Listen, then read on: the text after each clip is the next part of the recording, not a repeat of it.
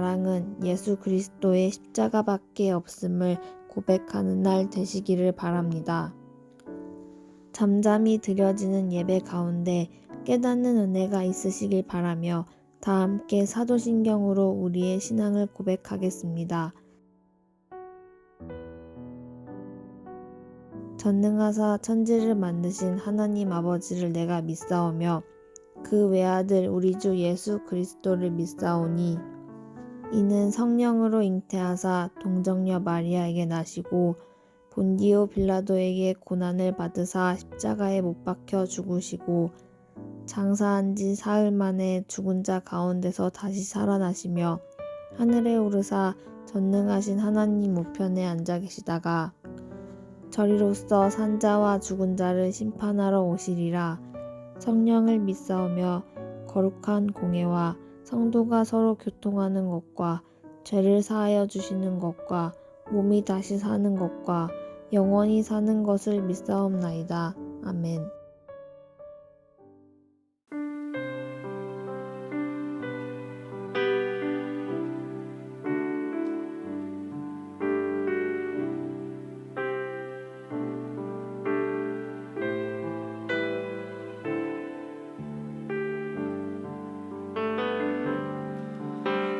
세상의 유혹 시험이 내게 몰려올 때에 나의 힘으론 그것들 모두 이길 수 없네. 거대한 폭풍 가운데 위축된 나의 영혼 어찌할 바를 몰라 헤매이고 있을 때 주를 찬양 손을 들고 찬양 전쟁은 나에게 속한 것 아니니 주를 찬양 손을 들고 찬양 전쟁은 하나님께 속한 것이니 거짓과 속임수로 가득 찬 세상에서 어디로 갈지 몰라 머뭇거리고 있네. 공중의 권세 잡은 자 지금도 우리들을 실패와 절망으로 넘어뜨리려 하네. 주를 찬양 손을 들고 찬양 전쟁은 나에게 속한 것 아니니 주를 찬양 손을 들고 찬양 전쟁은 하나님께 속한 것이니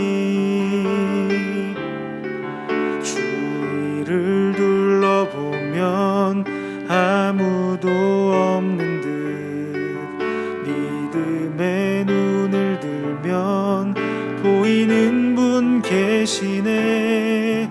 지금도 내 안에서 역사하고 계시는 사망과 어둠의 권세 물리치신 예수님 주를 찬양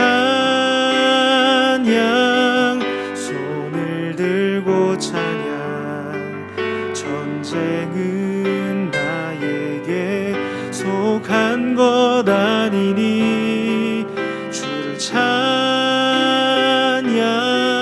손을 들고 찬양 전쟁은 하나님께 속한 것이니.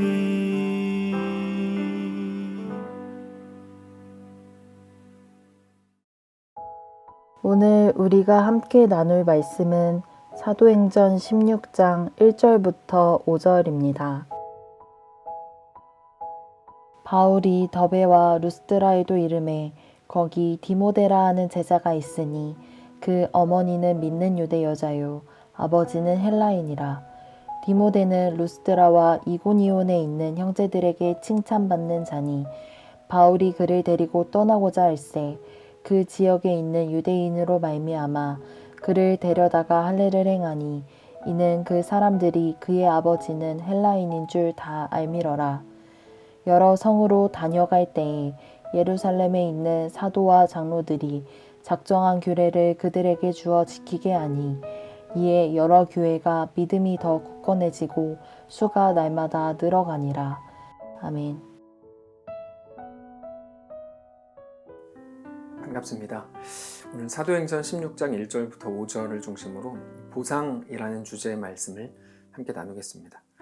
바울과 바나바가 마가 요한의 문제로 서로 싸우고 찢어진 후에 바울은 그때부터 상당히 막막했을 겁니다. 바나바가 없는 바울이라는 그림 자체가 상상이 되지 않는 관계가 바울과 바나바였기 때문입니다. 어떻게 해야 될지 실제로 갈피를 잡지 못했을 게 분명합니다. 근데 그때 하나님께서 바울에게 붙여주신 사람이 바로 디모데였습니다. 우리 1절을 함께 보겠습니다. 바울이 더베와 루스드라에도 이르매 거기 디모데라 하는 제자가 있으니 그 어머니는 믿는 유대 여자요 아버지는 헬라인이라. 우리가 오늘 고민하고 묵상하려고 하는 것이 바로 이 디모데의 어머니입니다. 디모데의 어머니는 유대인이었지만 아버지는 헬라인이었다 이렇게 소개합니다. 누구라도 자기가 볼 때 멋있는 남자 혹은 사랑하는 남자와 결혼을 할 수 있죠. 그런데 유대인은 좀 다릅니다. 유대인은 마땅히 유대인과 결혼하는 것이 일반적입니다. 그런데 유대인이었던 디모데의 어머니가 헬라인 남자와 결혼했다는 사실은 뭔가 조금 이상한 내용일 수 있습니다. 근데 이거는 조금 더 이상하게 내용이 이제 이어지는 것처럼 보이는데, 바울이 디모데와 함께 전도 여행을 가려고 했을 때 유대인들이 디모데를 데려다가 할례를 행하더라는 것입니다. 그 말은 디모데는 그때까지 할례를 받지 않은 상태였다는 말이기도 하죠. 그러니까 그럴 정도로 유대교적 신앙이 깊지 않았다라는 것을 우리가 충분히 예상할 수 있습니다. 3절을 보시면 바울이 그를 데리고 떠나고자 할새 그 지역에 있는 유대인으로 말미암아 그를 데려다가 할례를 행하니 이는 그 사람들이 그의 아버지는 헬라인인 줄 다 알미러라. 근데 정확한 사실을 말하면 그는 유대교적 신앙이 깊지 않았던 게 아니고 유대교에서 예수를 믿는 기독교로 개종을 했기 때문입니다. 디모데의 어머니의 이름은 유니게라는 사람인데, 유니게는 모세의 어머니 요게벳과 사무엘의 어머니 한나와 함께 성경에서 최고의 믿음의 어머니 중에 하나로 손꼽히는 훌륭한 분입니다. 근데 그 신앙은 사실 유니게부터 시작된 게 아니라 유니게의 어머니 로이스로부터 전해 내려온 오랜 전통 같은 것이었습니다. 이것은 디모데후서 1장을 통해서 우리가 확인할 수 있는데요. 디모데후서 1장 1절부터 5절까지입니다. 하나님의 뜻으로 말미암아 그리스도 예수 안에 있는 생명의 약속대로 그리스도 예수의 사도된 바울은 사랑하는 아들 디모데에게 편지하노니 하나님 아버지와 그리스도 예수 우리 주께로부터 은혜와 긍휼과 평강이 내게 있을지어다.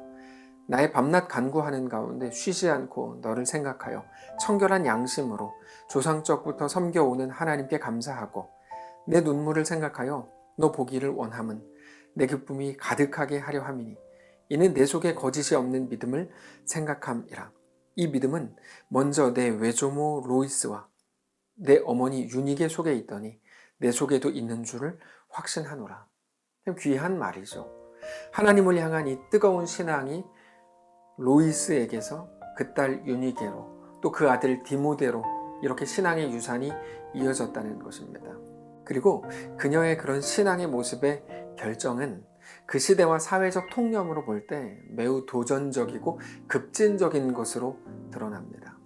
유대인으로서 헬라인 남성과 결혼한 것이 첫 번째이고 그 사이에서 태어난 아들 디모데에게 전혀 유대교적 전통을 행하거나 가르치지 않았다는 것이죠. 굉장히 급진적인 모습입니다. 그러다가 남편은 이미 죽었고 이제 아들을 의지해야만 살아갈 수 있는 홀로 남겨진 여자가 아들을 바울의 전도팀에 함께 보내는데 주저하지 않더라는 거죠. 여러분, 이건 정말 놀라운 일입니다.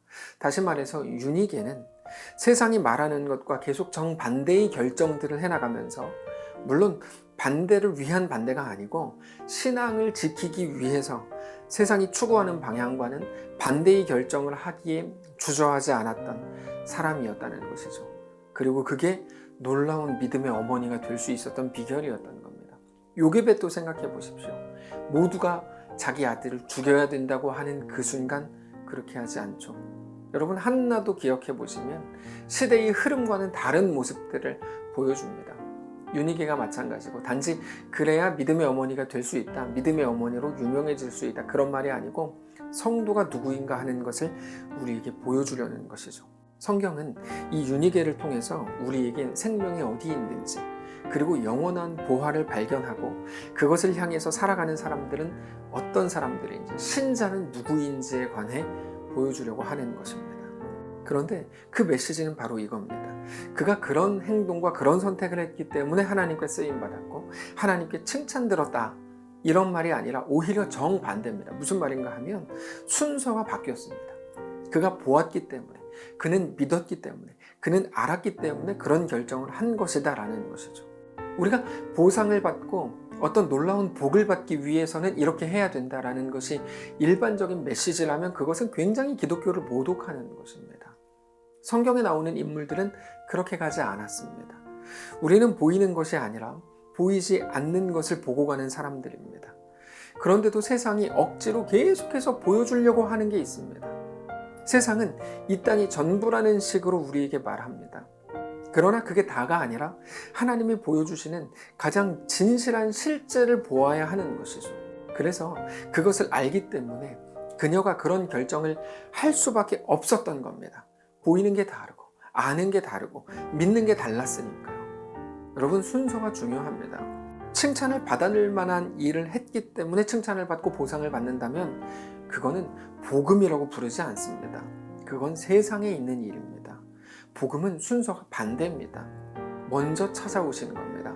자격 없는 사람을 먼저 만나주시는 겁니다. 그래서 자랑할 것이 나에게 있지 않고, 야, 내가 이렇게 했더니 하나님 복 주셨더라, 그게 아니고요. 오직 자랑할 것이 하나님께 있다는 것을 아는 것입니다. 그리스도인은 보상을 받으려는 마음으로 하나님께 충성하지 않습니다. 보물을 보았고 그것을 알았기 때문에 그 길로 가는 겁니다. 그게 순서가 바뀌면 매우 위험하게 되는데 그게 바로 우상숭배가 됩니다. 보상을 위해서 하나님을 섬기는 것이 정확히 우상숭배입니다. 하나님보다 보상, 내가 원하는 무언가가 위에 있다는 반증이기 때문입니다. 간단합니다. 우상과 하나님의 차이가 무엇일까요? 무엇을 얻기 위한 수단으로서 하나님을 부른다면 그건 우상이고, 하나님이 목적과 대상이면 그건 신앙입니다. 그래서 하나님을 섬기는 것을 통해서 다른 무언가를 기대한다면 그건 우상숭배를 하고 있는 겁니다. 평안, 복, 잘됨이라고 부르는 모든 것들을 다 포함해서 하는 말입니다. 그러나 하나님을 섬긴 후에 아무것도 얻지 못했을 때 그래도 관계없습니다 라고 말한다면 그건 신앙입니다. 그런데 성경은 제가 말한 것보다 훨씬 더 강력하게 이 부분에 대해서 이렇게 선언합니다. 누가복음 9장 23절입니다. 또 무리에게 이르시되 아무든지 나를 따라오려거든 자기를 부인하고 날마다 제 십자가를 지고 나를 따를 것이니라. 누구든지 제 목숨을 구원하고자 하면 잃을 것이요 누구든지 나를 위하여 제 목숨을 잃으면 구원하리라. 아무든지 나를 따라오려거든 자기를 날마다 부인하고 날마다 자기 십자가를 지고 나를 따르라, 이렇게 말씀을 하시는 것이죠. 자, 자기 십자가라는 게 무엇일까요? 자기 한계입니다. 절망과 실망스러운 현실입니다. 세상이 말하는 지혜, 그 똑똑함을 거부해야 되고, 그래서 오늘 우리가 영원을 선택하기 위해서 오늘 우리에게 요구된 것들입니다. 그래서 우리 신자는 날마다 우리의 오늘, 우리의 현실의 십자가를 지고, 아니 우리의 현실이라는 십자가를 지고 그렇게 예수를 따르는 자들이라는 말입니다. 그리고 그것은 우리의 원망이나 우리의 불평의 이유가 되지 못합니다. 왜요? 우리는 처음부터 현실을 해결하기 위해 예수를 믿은 게 아니기 때문입니다. 우리 삶의 목적은 우리가 결정하지 않습니다. 그 말은 우리 삶의 목표를 우리가 결정하지 않는다는 말입니다. 우리 인생의 계획도 우리가 만들어낼 수 없습니다. 하나님이 이루어 가시는 그 길에 순종하고 충성할 뿐입니다. 그가 신자입니다. 그리고 그 충성이 가능한 이유는 더 큰 보상을 받을 것이기 때문이 아니라 우리가 우리를 부르신 하나님을 알기 때문이고 그분이 우리의 주인이신 것을, 우리를 향한 놀라운 계획을 가지신 것을 알고 믿기 때문입니다. 그것이 디모데의 어머니 유니게를 통해 확인이 되는 겁니다. 근데 그거는 오직 하나님이 어떤 분이신지 알 때에만 가능한 일입니다. 그게 로마서 8장 32절입니다. 함께 읽겠습니다. 시작. 우리가 알거니와 하나님을 사랑하는 자 곧 그의 뜻대로 부르심을 입은 자들에게는 모든 것이 합력하여 선을 이루느니라. 모든 것이 합력하여 선을 이룬다고 말씀을 하시는 게 무슨 의미일까요? 모든 것이 무엇이고 그것이 이루어낸다고 하는 선은 무엇일까요? 먼저 모든 일, 모든 것은 심지어 내가 만들지도 않았고 만들고 싶지도 않았고 피하고 싶었고 수치스럽게까지 느껴지는 그 일입니다. 자기 십자가를 지고 나를 따르라. 그 십자가와 같은 겁니다. 모든 일. 그러면 그것이 이루어낸다고 하는 선은 무엇일까요? 선은 내가 하나님의 사람이 되는 겁니다. 하나님께 붙들리는 것. 하나님의 손에 붙들리는 것. 그렇게 하나님의 온전한 백성이 되는 것입니다. 그것을 위해서 하나님께서는 우리 앞에 어떤 일이라도 두신다라는 겁니다.